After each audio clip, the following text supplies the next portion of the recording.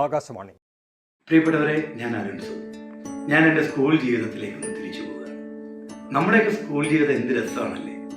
നമ്മളൊന്നും രാവിലെ സ്കൂളിൽ പോകാനായിട്ട് ഒരുങ്ങി നിൽക്കുമ്പോൾ നമ്മുടെ പേന കാണില്ല, ഹോംവർക്ക് ബുക്ക് കാണില്ല, ചെരുപ്പ് കാണില്ല, 100 പ്രശ്നങ്ങളാണ്. അപ്പോൾ അമ്മ നമ്മളെ ഉറപ്പായിട്ട് വഴക്ക് പറയും, എടാ ബസ് വരാതെ ഒന്നിറങ്ങിപ്പോടാ. നമ്മളിതിങ്ങനെ നോക്കിക്കൊണ്ട് ടെൻഷൻ അടിച്ചുകൊണ്ട് നിൽക്കുമ്പോൾ ചില നല്ല നല്ല പാട്ടുകൾ നമ്മുടെ ചെവിയിലൂടെ കിടന്നു. പഴയതും പുതിയതുമായ അടിപൊളി പാട്ട് നമ്മുടെ ആകാശവാണിയിൽ ഹലോ പ്രിയഗീതത്തിൽ.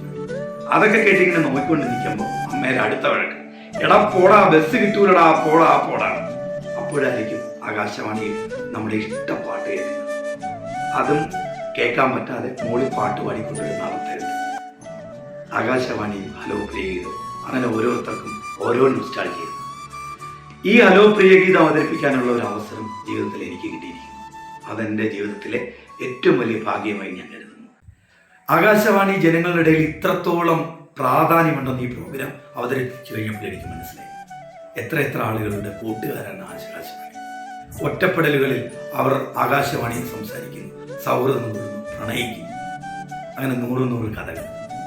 ഈ ആഴ്ച നിങ്ങളോടൊപ്പം ഞാനും ഉണ്ടാവും ഹലോ പ്രിയഗീതത്തിൽ.